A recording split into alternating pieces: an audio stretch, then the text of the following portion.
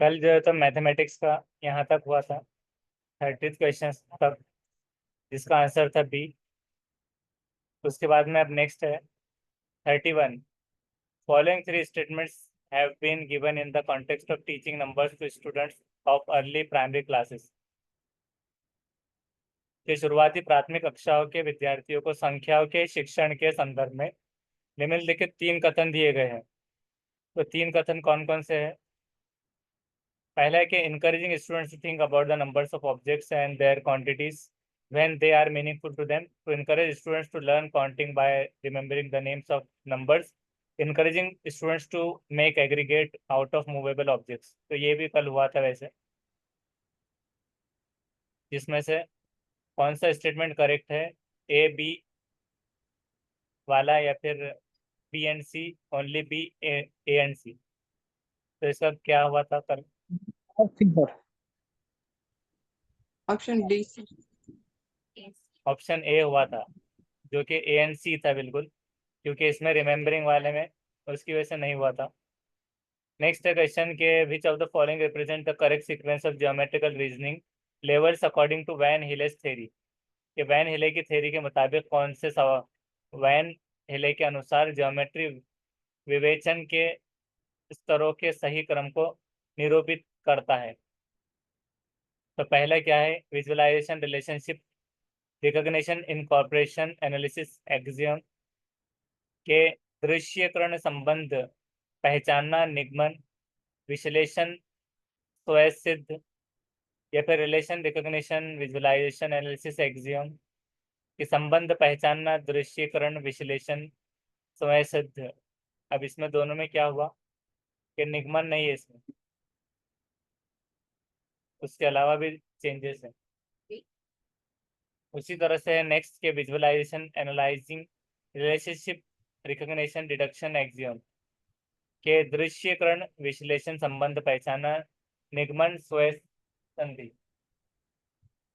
और चौथा क्या है, visualisation analysis relationship recognition incorporation axiom दृश्यकरण विजुअलाइजेशन जिसमें आ रहा है दृश्यकरण, बसरी में आ रहा है विश्लेषण तज्जिया एनालिसिस, संबंध पहचाना रिलेशनशिप रिकॉग्निशन के पहचानना identification of relationship incorporation axiom. तो इसका क्या है? Option C sir. सी के visualisation analysing analysing relationship recognition deduction और एक्सियम। तो ये क्यों हुआ कि कौन सा, हाँ थर्ड के कौन सा ज्योमेट्रिकल रीजनिंग लेवल को वैन हिले की थ्योरी के मुताबिक आएगा? तो वैन हिले की थ्योरी जो थी उसके ऊपर ये क्वेश्चन था कि visualisation analysing relationship recognition deduction axioms, इस तरह से। अब नेक्स्ट क्वेश्चन है कि which of the following statement is not appropriate for mathematics task. कि मैथमेटिक्स के टास्क के लिए कौन सा यहाँ पर से अप्रोप्रिएट नहीं है?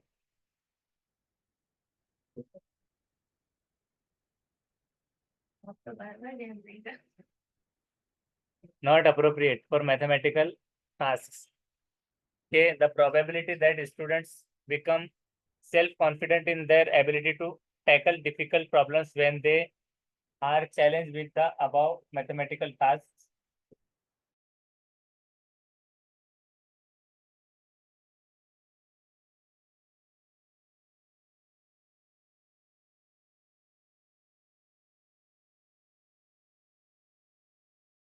दूसरा है कि if the mathematical work is difficult then it cannot keep the students engaged। Mathematical tasks should encourage students to become autonomous learners। Mathematical operations should provide flexible to explore alternative ways to solve the problem।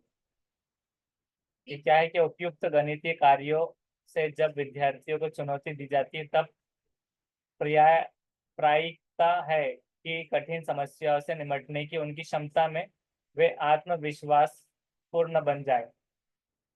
और दूसरा क्या है कि अगर गणितीय कार्य कठिन है तो वो विद्यार्थियों को व्यस्त संलग्न नहीं रख सकते, इंगेज नहीं रख सकते मतलब।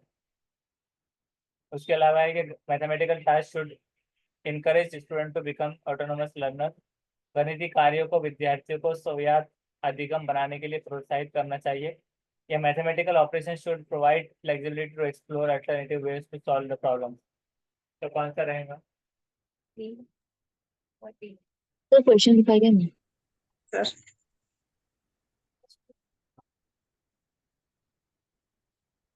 Option B.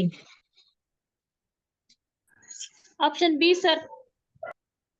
नॉट अप्रोप्रिएट जो है स्टेटमेंट मैथमेटिक्स क्लास में, उसका है ऑप्शन बी बिल्कुल सही जवाब, कि अगर मैथमेटिकल वर्क डिफिकल्ट है तो ये स्टूडेंट्स को एंगेज नहीं रख पाएगा, तो ये निगेटिव टर्म है। बाकी सारे है अप्रोप्रिएट। ये प्रोबेबिलिटी है कि मतलब ऐसा हो सकता है कि स्टूडेंट सेल्फ कॉन्फिडेंट हो जाएगा एबिलिटी में टैकल करने डिफिकल्ट प्रॉब्लम्स को, जब वो चैलेंज किया जाएगा अबाउ मैथमेटिकल टास्क में। उसके अलावा mathematical task should be encourage, mathematics के टास्क जो है तो इनकरेज किए जाएंगे ऑटोनोमस लर्नर बनने के लिए, सव्यात अधिगम करती बनने के लिए। और उसके बाद में है कि mathematical operation should provide flexibility to explore alternative ways to solve problem, कि समस्या को हल करने के लिए वैकल्पिक मार्गों के अन्वेषण के लिए लचीलापन उपलब्ध कराना चाहिए, फ्लेक्सिबिलिटी प्रोवाइड कराना। उसके बाद में क्या है कि which skill is express in the following statement which will help the child to understand the quantisation of object, कि क्या कह रहे हैं कि इसमें से कौन सा कथन कौशल व्यक्त किया गया है कि जो वस्तुओं के परमात्रीकरण को समझाने के लिए बच्चों की सहायता करेगा, हेल्प करेगा क्वांटिजेशन ऑफ ऑब्जेक्ट के लिए। उसके बाद है कि द चाइल्ड, के बच्चों में हाँ चिल चाइल्ड मेंटेलिटी इंक्लूड होंगी 1 in 2, 2 in 3, 3 in 4, 4 in 5 and so on and so fourth, so on and so fourth. मतलब बच्चों मनोगत 2 में 1, 3 में 2, 4 में 3, 5 में 4 आदि इत्यादि सम्मिलित करता है चिल चाइल्ड मेंटेलिटी। 1 में 2, 2 में 3, 3 में 4, 4 में 5 और इसी तरह से। इक्वेलिटी है, ये हायरार्किकल इंक्लूजन है, इनवर्स इनवर्स प्रोटेक्शन है, या नॉर्मलाइजेशन है?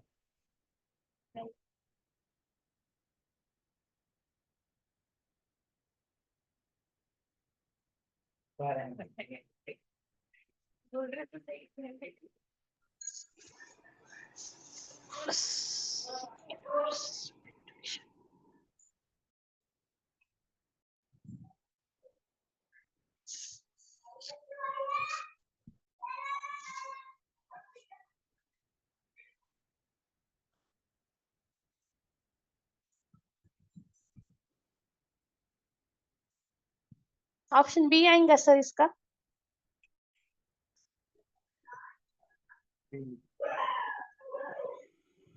बी बिल्कुल सही है, हायरार्किकल इंक्लूजन, पदानुक्रमित समावेशन, हायरार्की तौर पर डायरेक्ट मतलब इक्वलिटी। 3 में 2, 4 में 3, 3 से 5 में 4, तो एक वो हायरार्की वे में चल रहा है, तो हायरार्किकल इंक्लूजन। चलो एक है, 1 से 2, 2 में 4, ऐसे हायरार्किकल। उसके बाद में which of the following is the most appropriate study to introduce the concept of fractions in the primary mathematics class, के प्राथमिक गणित कक्षा में भिन्नों की अवधारणा के परिचय के लिए निम्नलिखित रणनीतियों में से कौन सी अति उपयुक्त है? Most appropriate strategy to introduce the concept of fraction, कसरों की कॉन्सेप्ट समझने के लिए प्राइमरी मैथमेटिक्स क्लास में। Posing word problem on fraction, के विद्यार्थियों के समक्ष भिन्नों पर इबारती सवाल शब्द समस्या को रखना, या फिर showing a picture chart representing half and 1/4, या फिर हाफ एंड 1/4 की निरूपित करने के लिए चित्रों का चार्ट दिखाना, या representing fraction on a number line, doing paper folding activity with symmetrical rectangular strips and circular cutouts. Option D. Option D sir. Option D का क्या है? Option D. कागज मोड़ने के क्रियाकलापों को सममित आयतकार पट्टियों एवं वृत्तियों कटआउट के साथ करना, और ये हाफ एंड फुल सेकंड पी। तो सही जवाब डी है। D is right. कि most appropriate study to introduce the concept of fraction, अगर कसरे वगैरह समझाई जा रही है तो पिक्चर चार्ट जिसमें हाफ और वन ही है, तो कसरे मतलब 1/3 भी आती है, 4 भी, 8वां हिस्सा आता है, 7वां हिस्सा। तो उसके लिए क्या है, क्या पेपर फोल्डिंग एक्टिविटी लेना, जिसमें सिमेट्रिकल रेक्टेंगुलर स्ट्रिप्स रहेंगे, कि रेक्टेंगुलर से उसको जोड़कर और सर्कुलर कटआउट्स निकालकर उसको बताया जाएगा। फ्रैक्शन नंबर ऑन लाइन बताना, पोजिंग अ वर्ड प्रॉब्लम, तो इस वजह से ये डी वाला हो गया। नेक्स्ट है given below are two statements, जिसमें से है मार्क्ड है असर्शन और रीजन। पहला है कि मैथमेटिकल करिकुलम, जो मैथमेटिक्स का करिकुलम है निसाब in primary school must progress from concrete to abstract, के प्राथमिक विद्यालय में गणित पाठ्यचर्या को मूर्त से अमूर्त की ओर बढ़ना चाहिए। Primary class student start doing mathematics without thinking, कि प्राथमिक कक्षा के विद्यार्थी बिना चिंतन सोचे गणित करना आरंभ कर देते हैं, शुरुआत कर देते हैं। तो ये चूज करना है। इसमें से क्या है? Both A and R true and R is the correct explanation of A. Both A and R are true but R is not correct explanation of A. A true है और आर फॉल्स है, और both A and R are false.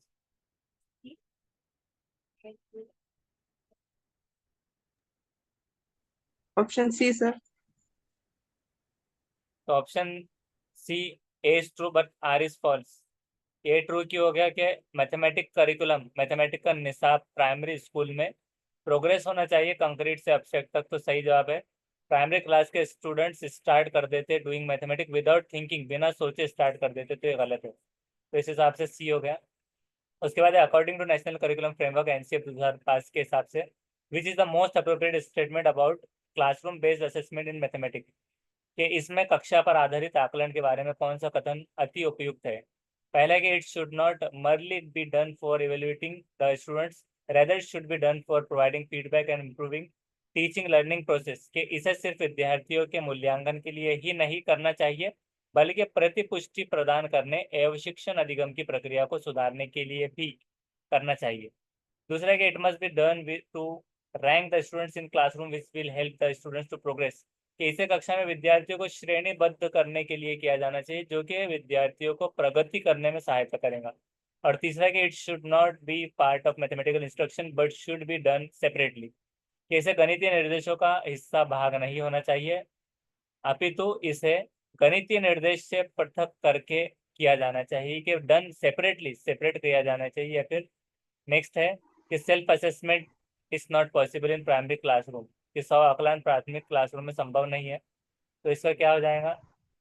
Not merely be done. Option A. हाँ, तो option A में क्या है कि it should not merely be done for evaluating student, मतलब क्या इसे सिर्फ विद्यार्थियों के मूल्यांकन के लिए ही नहीं करना चाहिए, बल्कि प्रतिपुष्टि प्रदान करने के, rather should be done for providing feedback, के फीडबैक भी उसमें होना चाहिए, सिर्फ ना के इवेल्युएशन होना चाहिए बल्कि फीडबैक भी, और इम्प्रूव भी होना चाहिए। तो पूरा पॉजिटिव सेंटेंस है। रैंकिंग वाला नॉट पार्ट ऑफ मैथमेटिकल, ये निगेटिव होगा सेपरेट वाला। और सेल्फ असेसमेंट नॉट पॉसिबल है, कि पॉसिबल ही नहीं है सेल्फ असेसमेंट, तो ऐसा भी नहीं है। तो इस वजह से सर नेक्स्ट। इसका क्वेश्चन दिखाइए ना एक बार। जी, हिंदी में इसका क्वेश्चन दिखाए। हिंदी में इसका हिंदी में क्या क्वेश्चन है, दिखाओ ना सर। राष्ट्रीय पाठ्यचर्या रूपरेखा 2005 के हिसाब से गणित में कक्षा पर आधारित आकलन के बारे में कथन अति उपयुक्त, सबसे ज्यादा मोस्ट अप्रोप्रिएट कौन सा है? तो इसे सिर्फ विद्यार्थियों के मूल्यांकन के लिए ही नहीं करना चाहिए, मतलब मूल्यांकन भी करते हैं और फीडबैक वगैरह भी देते हैं, तो फीडबैक वगैरह, बल्कि प्रतिपुष्टि जो कि फीडबैक हो गया उसके लिए, और शिक्षण अधिगम मतलब आमोजिश की प्रक्रिया को सुधारने के लिए भी करना चाहिए। तो बिल्कुल पॉजिटिव हो गया। ये क्या था? श्रेणीबद्ध, तो श्रेणीबद्धता निगेटिव में आता है, रैंकिंग करना विद्यार्थियों को, तो इस वजह से नहीं हुआ। और इसे गणितीय निर्देशों का हिस्सा भी नहीं होना चाहिए, कि गणितीय निर्देशों का हिस्सा नहीं होना, तो ये तो गलत हो गया। गणितीय निर्देशों से हटकर सेपरेट, पृथक करना, यानी कि सेपरेट करना, तो सेपरेशन भी निगेटिव में आता है। स्व आकलन प्राथमिक कक्षा में संभव नहीं है, तो संभव है इसलिए निगेटिव हो गया। उसके बाद ठीक में है नेक्स्ट, समझ में आ गया ये हिंदी? हाँ आया सर। उसके बाद में है next question, which of the following statement true about mathematics learning primary grade learner. इसमें से क्या फॉलोइंग स्टेटमेंट सही है मैथमेटिकल लर्निंग के लिए, और इसके भी ऑप्शन है नीचे, तो इसको पढ़ते हैं हम। लर्निंग प्राइमरी ग्रेड लर्नर्स के लिए क्या सही है? पहला है कि children come to school with some ideas opinion about maths, कि बच्चे विद्यालय में गणित के बारे में कुछ विचारों मतों के साथ आते हैं। और सवाल क्या है, फिर से दिमाग में रखिए कि कौन से सही है मैथमेटिकल लर्निंग के लिए, प्राइमरी ग्रेड लर्नर के लिए। प्राथमिक स्तर के अधिगमकर्ताओं में गणित अधिगम के बारे में सही है। पहला क्या है कि गणित के हिसाब से कि children come to school with some ideas opinion about maths, कि गणित के बारे में कुछ विचारों मतों के साथ स्कूल में आते बच्चे। Childrens view opinion about mathematics before coming to school are inconsistent with the school mathematics, कि विद्यालय आने से पहले गणित के बारे में बच्चों के विचार मत स्कूली गणित के असंगत होते हैं, कि संगत में नहीं होते, कि उसके फेवर में नहीं होते, या फिर इनकंसिस्टेंट होते हैं। कंसिस्टेंट होना यानी कि उसके अंदर संगत होना, और इनकंसिस्टेंट असंगत होना। The understanding of space in children develop only during the study of geometry, कि बच्चों में दिक् स्थान संबंधित समझ केवल ज्योमेट्री के अध्ययन के दौरान ही विकसित की जा सकती है। कि अंडरस्टैंडिंग स्पेस, कि समझने की सलाहियत उनमें सिर्फ ज्योमेट्री के हिसाब से आएंगी, या फिर children in primary classes are able to recognise shapes in their surrounding, कि प्राइमरी क्लास में प्राथमिक कक्षाओं के बच्चे अपने परिवेश में आकृतियों के पहचान में सक्षम होते हैं। तो सही क्या है, ए एंड डी, या ओनली बी, या फिर बी एंड सी, या A C and D? Option A sir. और ऑप्शन ए, उसके अलावा? Option D sir. उसका है ऑप्शन ए ही, A and D. A and D क्यों हो गया? क्योंकि ये ओनली ड्यूरिंग स्टडी, के बच्चे सिर्फ उनका अंडरस्टैंडिंग के लेवल ज्योमेट्री सीखकर ही बनेंगे, ऐसा हो रहा है, तो इसलिए सी नहीं हुआ। और डी में क्या था, इनकंसिस्टेंसी होना, कमिंग स्कूल, ये असंगत होते हैं मैथमेटिक्स से, क्योंकि मैथमेटिक्स तो एनवायरनमेंट में ही होता है। तो क्योंकि शुरू में उनको ईवीएस और साइंस के थ्रू भी, मतलब ये चीज़ें भी मैथमेटिक्स को उसके जरिए भी समझाया, तो जम हो जाता है इंटीग्रेटेड। तो ये चीज़ें कहीं ना कहीं आसपास में होती, काउंटिंग वगैरह, तो ये असंगत नहीं होती। तो आइडियस ओपिनियन लेकर आते हैं वो मैथ्स के, और इसका उल्टा ये हो गया था। तो पहला ये सही है, और चौथा, ये रिकॉग्नाइज कर सकते हैं शेप्स इन देयर सराउंडिंग, के पिलर है, या फिर कोई शेप्स है, बॉक्स है, स्क्वायर वगैरह, वो सारी चीज़ें बोल सकते हैं प्राइमरी क्लास में। उसके बाद में नेक्स्ट, कि according to NCF 2005 important features, important feature, या features of mathematics curriculum is और आर क्या होते हैं? कि एनसीएफ राष्ट्रीय पाठ्यचर्या रूपरेखा 2005 के अनुसार गणित पाठ्यचर्या का महत्वपूर्ण लक्षण रूपक क्या है? कि लक्षण या रूपक, कि it should be ambitious and coherent, कि इसे महत्वाकांक्षी एवं सुसंगत होनी चाहिए। दूसरा, it should be activity oriented, कि क्रियाकलाप गतिविधियों पर केंद्रित होनी चाहिए। It should include more number of summative assessment, के समेटिव असेसमेंट इसमें होने चाहिए ज्यादा। ये it should emphasise on procedures and knowledge of formulae over understanding, कि जोर देना चाहिए समझ बोझ से अधिक ऊपर क्रिया विधियों के और सूत्रों के ज्ञान पर बल देना चाहिए।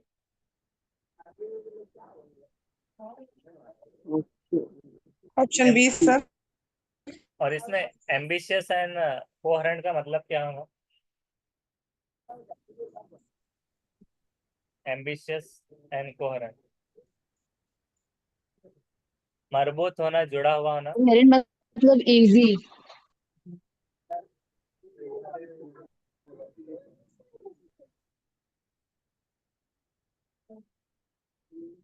क्या रहेगा?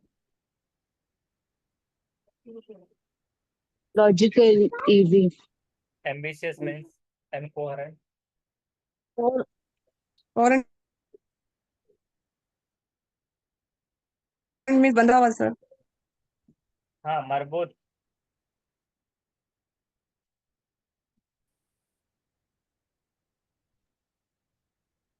ऑप्शन ए आएगा आंसर फिर। ऑप्शन ए।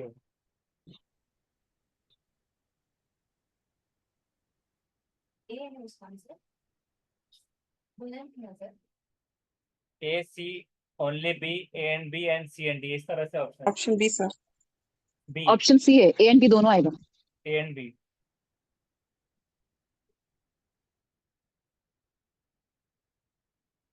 उसका है सी, ए एंड बी सही। A and B, it should be ambitious and coherent, के मरबूत वगैरह होना चाहिए और सुसंगत। एम्बिशियस और इसके बाद में हाँ एक्टिविटी ओरिएंटेड। तो वो हिसाब से क्या आ गया, C A and B. Include more number of summative assessment नहीं होना चाहिए, और ये भी नहीं होना चाहिए कि तोड़ देना। हाँ तो ए हो गया उसका, ए एंड सी। फॉर्मूले ओवर अंडरस्टैंडिंग के क्रियाविधि और सूत्रों के ज्ञान पर बल देना। अधिक से ऊपर, समझ बोध से अधिक से ऊपर में, ये ओवर अंडरस्टैंडिंग के ऊपर होना, इस वजह से ये नहीं हुआ।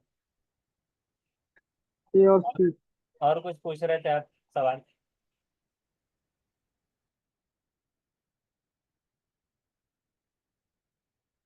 तो ये बस पॉजिटिव दो थे इसलिए। उसके बाद the most appropriate example of a student centred classroom, की स्टूडेंट सेंटर्ड बच्चा मरकूज या फिर विद्यार्थी केंद्रित कक्षा का अति उपयुक्त उदाहरण क्या है?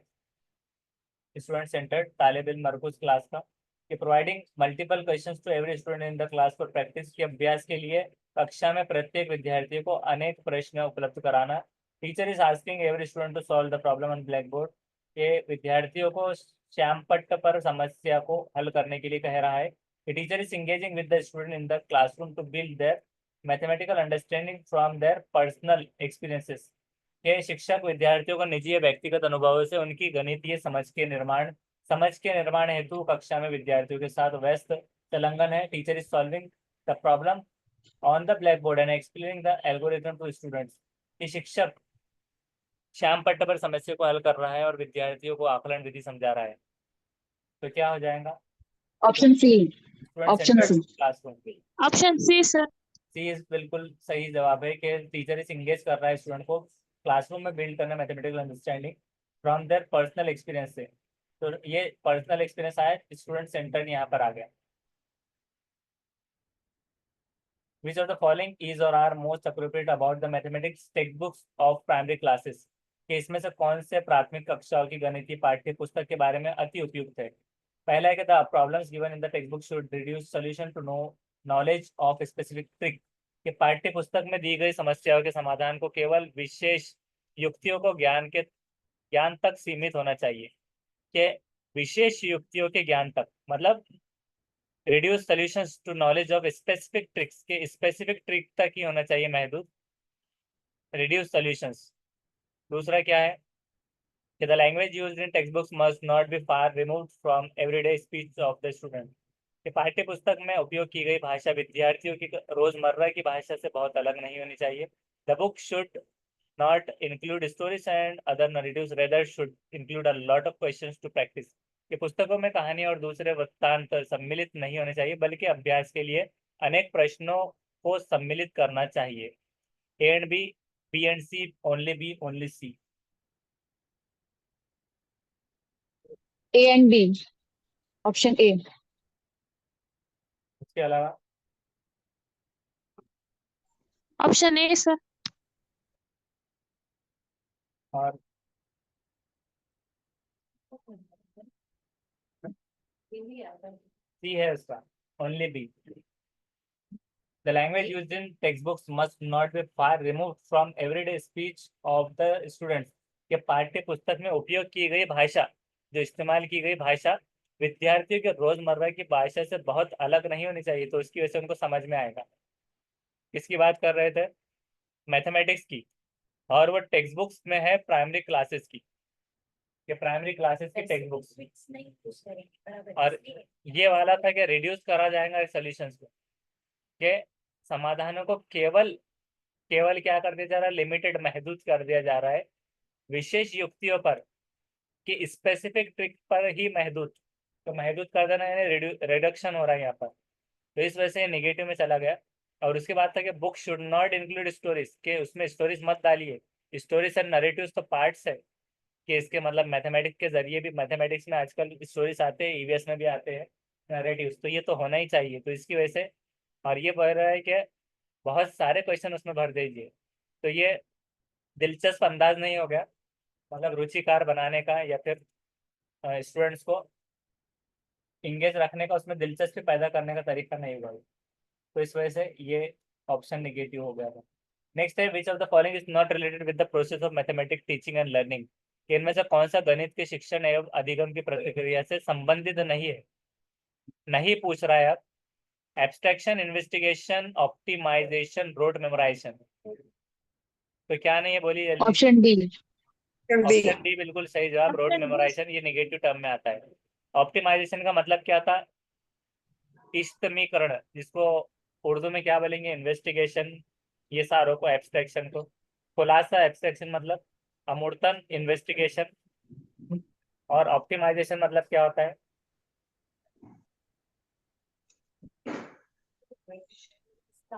इसला, और बी का इन्वेस्टिगेशन तफ्तीश, तो इसला तफ्तीश। नेक्स्ट क्वेश्चन देखते हैं, which of the following is not a step of Polya's problem solving model, कि कौन सा पोलिया के प्रॉब्लम सॉल्विंग मॉडल में नहीं फिट होता। Understanding the problem, memorising the algorithm, devising a plan, look back, कौन सा नहीं, जल्दी बोलिए, पोलिया का मॉडल देखे थे। Option B. B, Option B, sir. तो बिल्कुल सही, option D. Option B is right. उसके बाद है, while adding the three numbers in given as 73 plus 35 plus 27, तो I student calculate in the following manner, ये इससे पहले भी जैसे आया था कि 73 प्लस 35 प्लस 27 उसने ऐसे किया, प्लस 27, इस तरह से सॉल्व कर रहा है पूरा। Which of the following properties of addition of numbers student has use, commutative association method, ये इसका जवाब भी यहाँ पर आ गया। कम्यूटेटिव, एसोसिएटिव और कम्यूटेटिव एंड डिस्ट्रीब्यूटिव रूल्स, कि डिस्ट्रीब्यूट नहीं हो रहा है, एसोसिएट हो रहा है, तो इसका मतलब उर्दू में बोलना है distribution, laws and analogies, identities and associatives, तो इसके मतलब उर्दू में बताना है क्या होते हैं।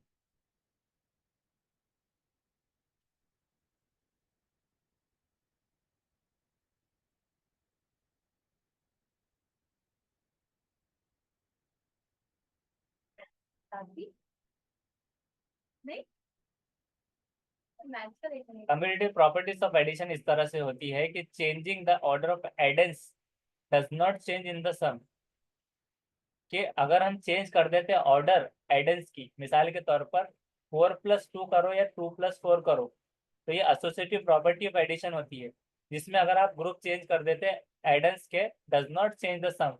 अगर 2+3 आप कर दे 4, या फिर आप 2 में 3+4 ऐसे कर दे अगर, तो 2+3+4, तो 2+3 कितना होता है 5, और उसमें +4 कर दे तो कितना हो जाएगा 9, और 2+3+4, तो 3+4 फिर से करेंगे तो क्या हो जाएगा 7, और फिर 2 9, कि उसके लिए अगर आप उसको एडेंस अगर चेंज भी कर देते हैं, तो कम्यूटेटिव प्रॉपर्टीज ऑफ एडिशन होती है ये वाली। उर्दू में इसको क्या कहते हैं,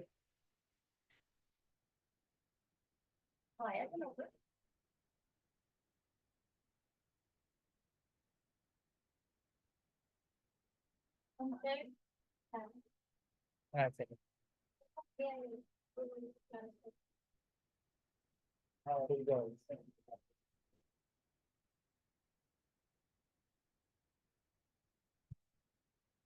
हकीकी आदत, तो इसको आपको ये निकाल लेना है बाद में, एसोसिएटिव प्रॉपर्टीज ऑफ उर्दू वगैरह ये सारे।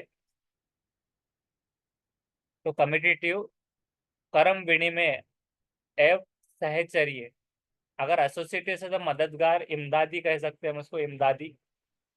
और कम्यूटेटिव मतलब कर्म विनिमय, तो ये कर्म मतलब जो है तो नंबर की सीरीज से हो सकता है, सीरीज को क्या कहेंगे उर्दू में,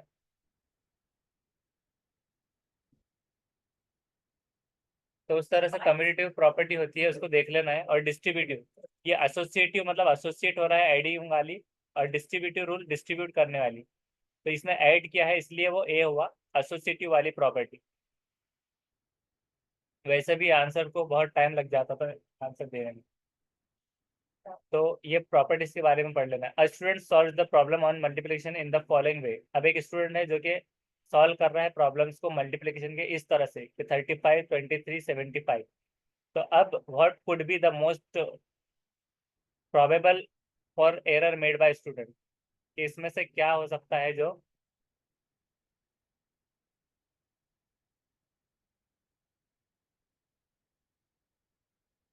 क्या हो सकता है इसमें से जो reason for the error made by the student, कि क्या एरर कर सकता है स्टूडेंट।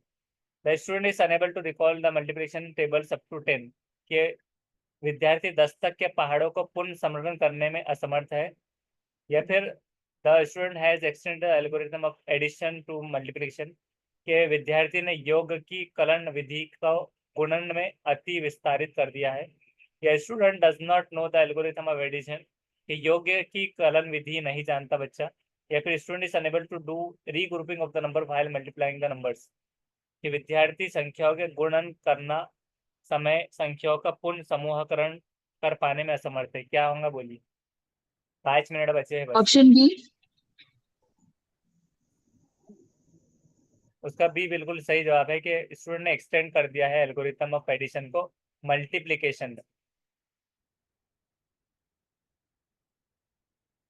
कैसे क्या है, 2 मिनट इस पर नजर डालिए।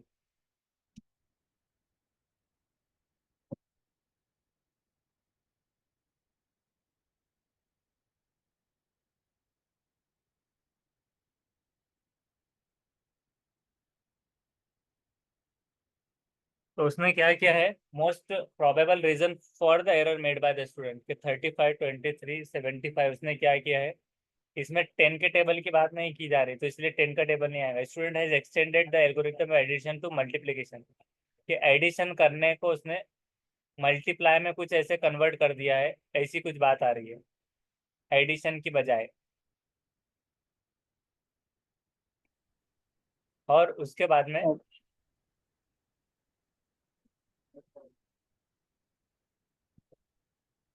ये था कि unable to regrouping of number, regroup नहीं कर पा रहा, या फिर उसको एल्गोरिथम नहीं पता है मैथ्स का, तो उसका इस तरह से आ रहा है। तो ये वाला मैथ्स का मैथमेटिक्स का। अभी यहाँ से जो है तो बहुत सारे लोगों ने रिक्वेस्ट की थी कि शाम में मतलब बहुत सारे लोग फ्री होते हैं 10-11 बजे तक, तो 11, 11:30 और 12 तक भी वो क्लास करने में इंटरेस्टेड है। अभी ये 7 दिन जो बच गए हैं, तो शाम में मतलब क्लास रहेंगी और उसकी लिंक भेज दी जाएगी। ये वाला किसी को कोई समझा सकता है तो ये समझाइए ये सवाल का जवाब।